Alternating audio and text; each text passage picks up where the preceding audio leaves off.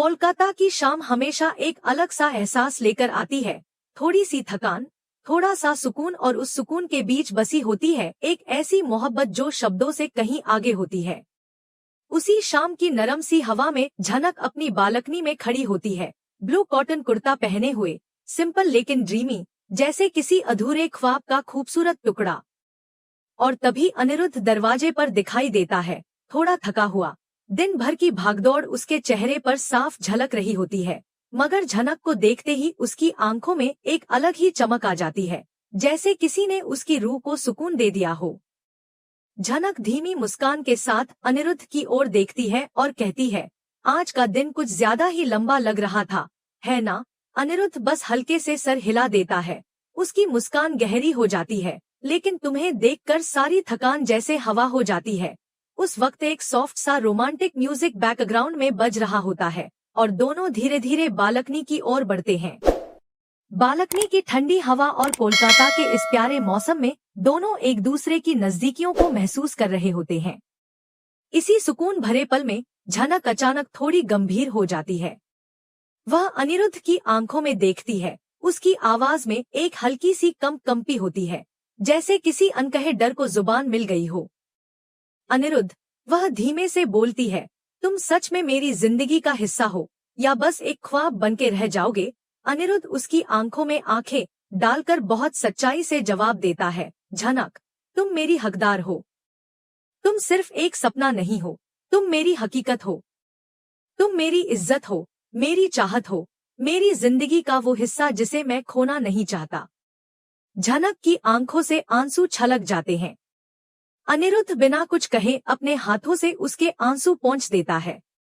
उसका स्पर्श बेहद सुकून देने वाला होता है। वो धीरे धीरे उसके हाथों को थाम लेता है और उसकी हथेली पर अपना दिल रखने की तरह अपनी धड़कनों को महसूस कराता है। मैं तुमसे इतना प्यार करता हूँ, झनक, कि मेरी हर धड़कन में सिर्फ तुम्हारा नाम है। मैं तुमसे शादी नहीं कर रहा, मैं तुम्हें अपनी पूरी जिंदगी सौंप रहा हूँ। झनक उसके सीने से लग जाती है, जैसे वहां उसे अपने सारे जवाब मिल गए हों।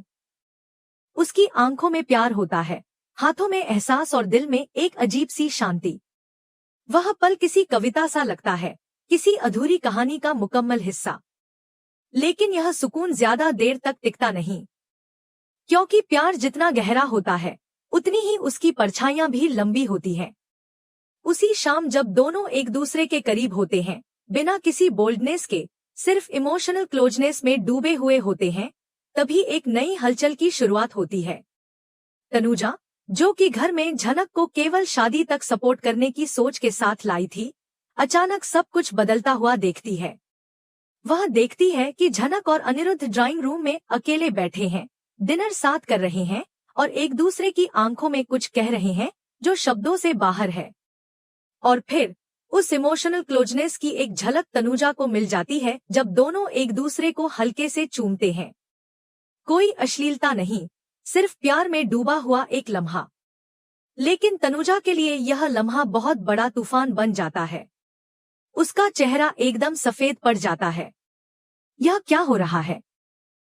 वह खुद से बुदबुदाती है, शादी से पहले इतनी नजदीकियां? हमने तो झनक को सिर्फ शादी तक के लिए इस घर में सपोर्ट किया था, लेकिन अब तो यह सब उस हद को पार कर रहा है। वहीं किचन में काम करने वाली एक वर्कर मजाक में कुछ ऐसा कह देती है जो तनुजा के दिल में आग लगा देता है। वह कहती है, मैडम, आज तो सर और झनक मैम पूरे दिन अकेले ही थे और डिनर भी साथ में किया। तनुजा को यह मजाक बिल्कुल भी मजाक नहीं लगता। वह अंदर ही अंदर कुंठा से भर जाती है। उसकी आंखों में गुस्सा और दिमाग में कई सवाल उठने लगते हैं। झनक और अनिरुद्ध की यह बढ़ती नजदीकियां अब उसे बर्दाश्त नहीं हो रही। इसी तनाव के बीच झनक और अनिरुद्ध की मोहब्बत एक नए मोड़ पर पहुंच जाती है। वे एक दूसरे के इतने करीब आ जाते हैं कि हर स्पर्श, हर नजर, हर धड़कन एक कहानी कहने लगती है। वे एक दूसरे के इतने करीब होते हैं कि अब यह दूरी तनुजा को काटने को दौड़ती है। उसे यह सब देखकर लगता है कि यह रिश्ता अब सिर्फ सपोर्ट का नहीं, बल्कि हकीकत बन चुका है, एक ऐसा रिश्ता जो उसकी प्लानिंग से बाहर है। लेकिन क्या यह मोहब्बत यूं ही आगे बढ़ेगी? क्या तनुजा कुछ ऐसा करेगी जिससे सब कुछ उलट-पुलट हो जाए? और अगर हंगामा होता है, तो क्या झनक और अनिरुद्ध की मोहब्बत इस तूफान में भी खड़ी रह पाएगी? या यह सुकून भरे पल सिर्फ एक तूफान से पहले की खामोशी है? कहानी अब वहां पहुंच गई है जहां हर लम्हा किसी नए मोड़ की ओर इशारा कर रहा है। झनक और अनिरुद्ध के बीच जो रिश्ता जन्म ले चुका है, वह अब सिर्फ इमोशनल क्लोजनेस नहीं, बल्कि एक गहरा बंधन बन गया है। एक ऐसा बंधन जिसे अब कोई भी आसानी से तोड़ नहीं सकता, चाहे तनुजा कितनी भी कोशिश क्यों न कर ले। कुछ समय तक सब कुछ शांत नजर आता है, लेकिन इस शांति के पीछे कुछ तूफानी साजिशें चल रही होती हैं। वहीं दूसरी ओर अर्शी अपने पुराने मंसूबों को फिर से जिंदा करने की कोशिश में जुट जाती है। वह अब भी उसी घर में मौजूद है और धीरे धीरे सिद्धार्थ के साथ मिलकर एक चालाक योजना बना रही होती है। सिद्धार्थ, जो पहले से ही इन दोनों की नजदीकियों पर नजर रख रहा था, अचानक एक ऐसा काम कर बैठता है जो आने वाले वक्त में बड़ा बवाल खड़ा करने वाला होता है। वह एक सीक्रेट वीडियो रिकॉर्ड कर लेता है जिसमें अनिरुद्ध और झनक एक इमोशनल पल साझा कर रहे होते हैं और उस पल की इंटीमेसी उनके रिश्ते की गहराई को दर्शा रही होती है।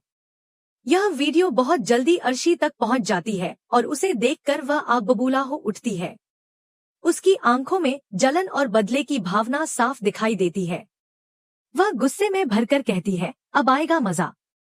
अब देखती हूँ कैसे ये दोनों शादी कर पाते हैं। मिस जनक को अब समझ आएगा कि इज्जत किसे कहते हैं। ये वीडियो सोशल मीडिया पर इतना वायरल करूंगी कि हर कोई इन्हें ताने मारेगा। उसका इरादा साफ था, शादी से पहले ऐसा हंगामा खड़ा करना कि सब कुछ तहस-नहस हो जाए। इधर अनिरुद्ध को जैसे ही इस वीडियो के लीक होने की खबर मिलती है, वह एक पल भी नहीं रुकता। वह बिना डरे प्रेस कॉन्फ्रेंस करता है और पूरी सच्चाई के साथ सबके सामने खड़ा हो जाता है। मीडिया के सामने उसका चेहरा गंभीर होता है, लेकिन उसकी आंखों में आत्मविश्वास साफ झलकता है। वह कहता है, झनक मेरी मोहब्बत है, मेरी होने वाली पत्नी है। अगर मैं उसके साथ समय बिता रहा हूँ, उसके साथ इमोशनल पल साझा कर रहा हूँ, तो इसमें कोई गलत बात नहीं है। मैं उससे कल शादी करने जा रहा हूँ और मैंने उसे दिल से अपना लिया है। इतना कहकर वह थोड़ी देर के लिए रुकता है और तभी झनक वहां पहुंच जाती है।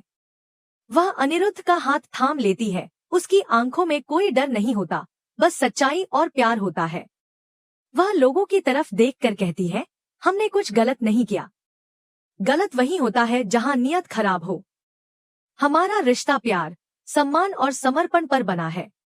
और रही बात समाज की, तो समाज वही है जो कल तक सवाल पूछता है और आज वाहवाही करता है। झनक के इस बयान के बाद पब्लिक का रिएक्शन बिल्कुल पलट जाता है। सोशल मीडिया पर ट्रू लव ट्रेंड करने लगता है।